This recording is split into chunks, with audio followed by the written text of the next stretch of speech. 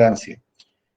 Si esa superficie no está en condiciones de ser revestida, no interesa todas las precauciones que podamos tomar, la calidad del mortero que vamos a aplicar, que podamos hacer un curado, que el espesor sea el indicado, no va a haber el concepto básico y fundamental de un revestimiento de contacto, adherencia. Si no hay adherencia, no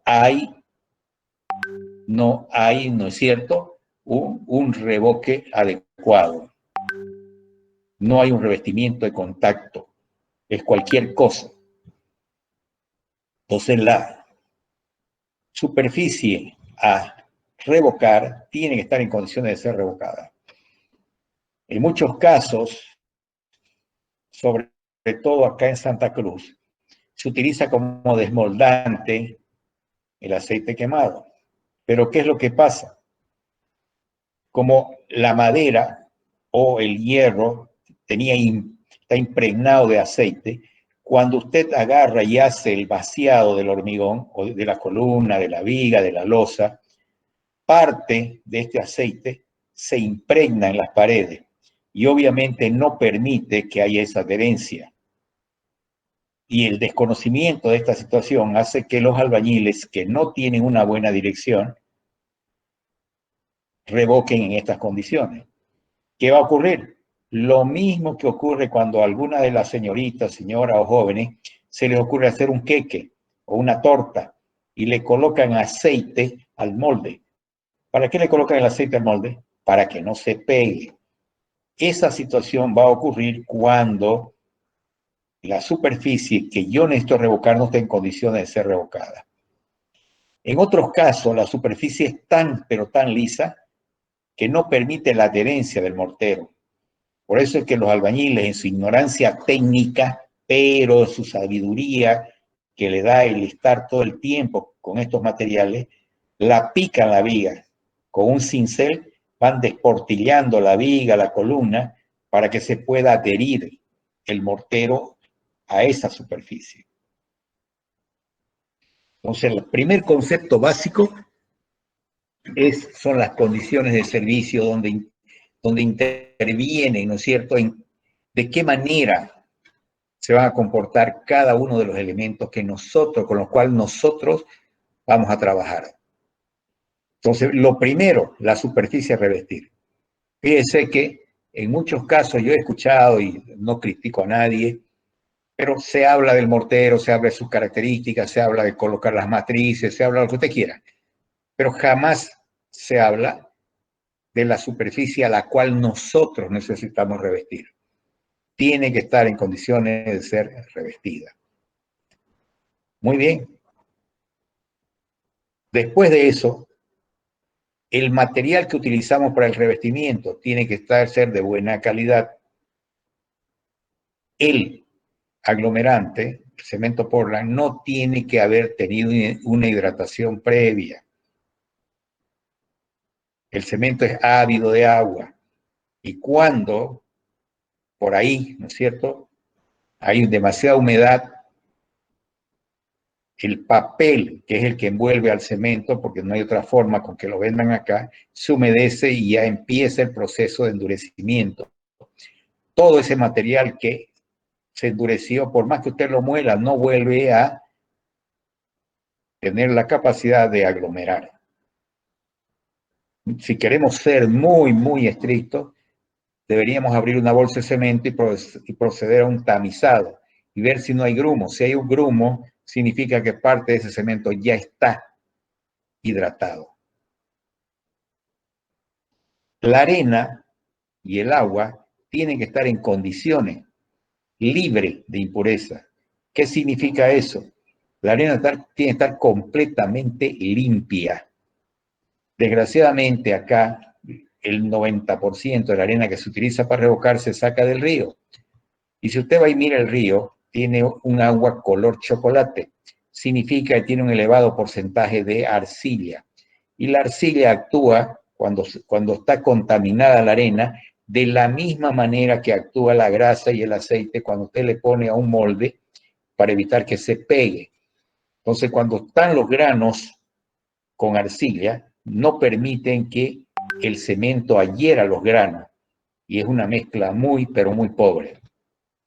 El agua que utilicen tiene que ser el agua que ustedes puedan beber. Si el agua está turbia o tiene impureza, aceite, grasa, arcilla, detergente, va a ocurrir lo mismo.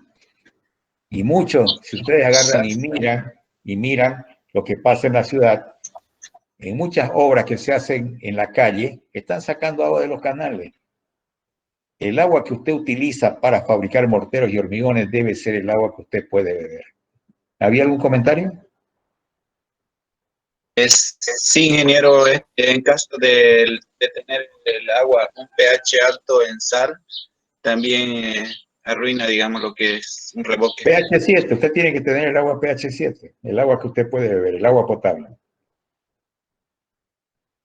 Muy bien. Resulta que ya tiene usted los materiales en condiciones. Entonces el mortero es una mezcla dosificada. ¿Qué significa? Que todas y cada una de sus partes entren en una determinada proporción.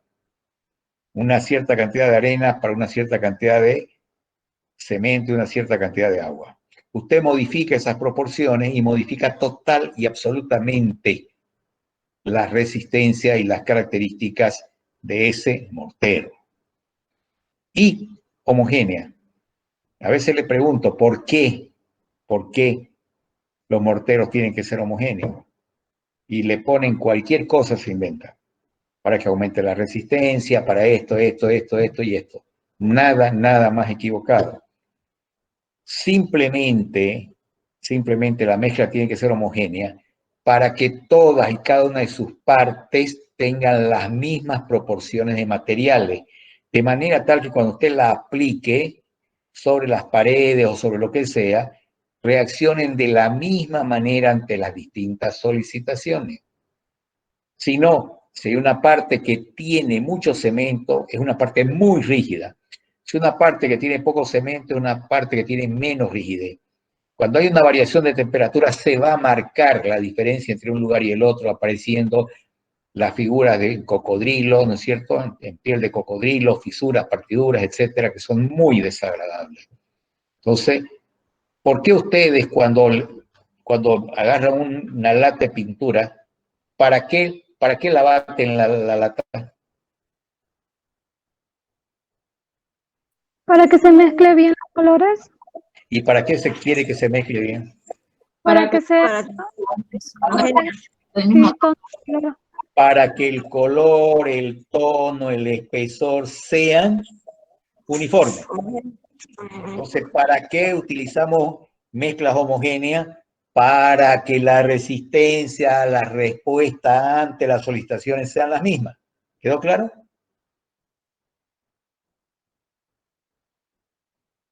Le pregunté, ¿quedó claro? Sí, ingeniero. Sí, ingeniero. Muy bien. Muy bien, hay otro elemento. Resulta que arena hay desde 2 milímetros hasta 0.064 milímetros. Hay arena muy gruesa y arena muy fina. ¿En qué casos utilizar una u otra? Mientras más gruesa es la arena, menor es la cantidad de vacío. Por lo tanto, se necesita menos mezcla, menos cemento. Mientras más fino es la arena, se necesita mayor cantidad de cemento. Tiene más vacío. Y si yo quiero lograr la misma resistencia con una arena fina, tengo que aumentar la cantidad de cemento. Por eso es que para hormigones es inadmisible utilizar arena fina. Tiene que ser arenilla o arena muy gruesa. Pero eso tiene una limitante. La arena gruesa no permite revoques muy finos. Porque mientras más gruesa es la arena, más difícil es revocar, fratachar, alisar. Entonces tenemos que trabajar con arena fina, arena media o arena fina, si queremos un revoque muy un revoque fino, un revoque de calidad. Aquí no hay ningún problema. ¿Por qué? Porque el revoque en una pared, en una viga de concreto, en una losa, solamente nos sirve para proteger y o embellecer esa superficie. No forma parte estructural ni de la viga, ni de la pared, ni de la columna, ni de la losa.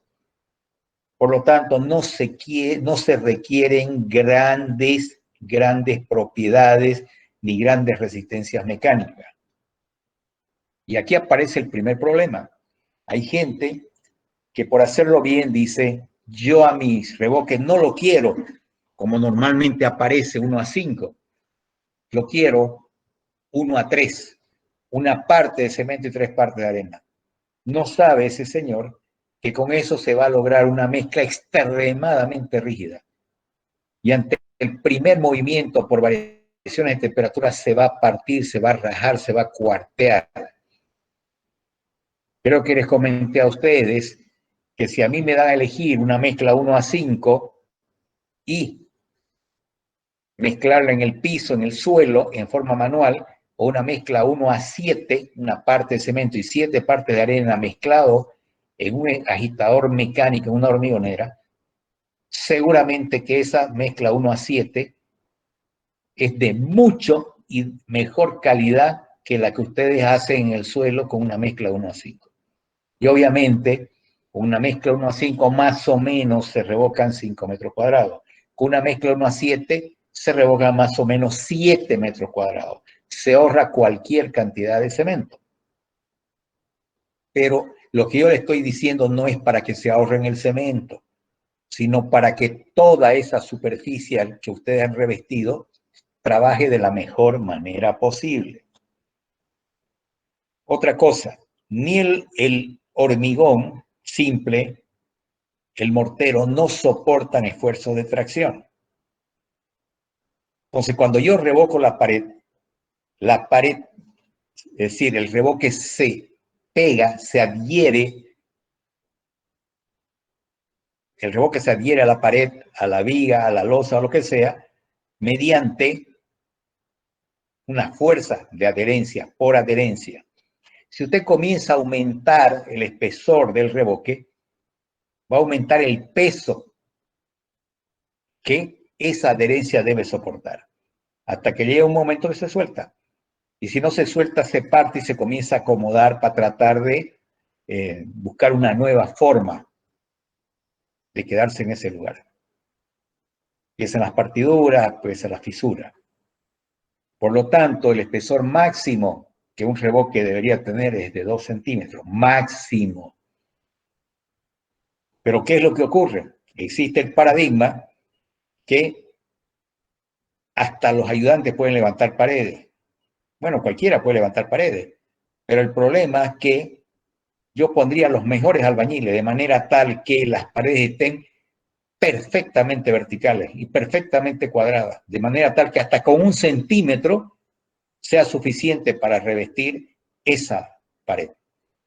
Si esa pared es desuniforme, si yo tengo una diferencia de 2 centímetros, porque está desplomada, a los 2 centímetros que tengo que poner en un lugar ya voy a tener 4 centímetros. Imposible que pueda funcionar de una buena manera esa situación. ¿Les quedó claro? Sí, ingeniero. ¿Cuántas veces ustedes le dan un golpe a la pared o se siente que está hueco? Le dan un golpe y ¡prac! Se cae. Otra situación. El cemento necesita 28 días tener la cantidad de agua necesaria para que se desarrollen los fenómenos de endurecimiento. Durante los 28 días no le puede faltar agua.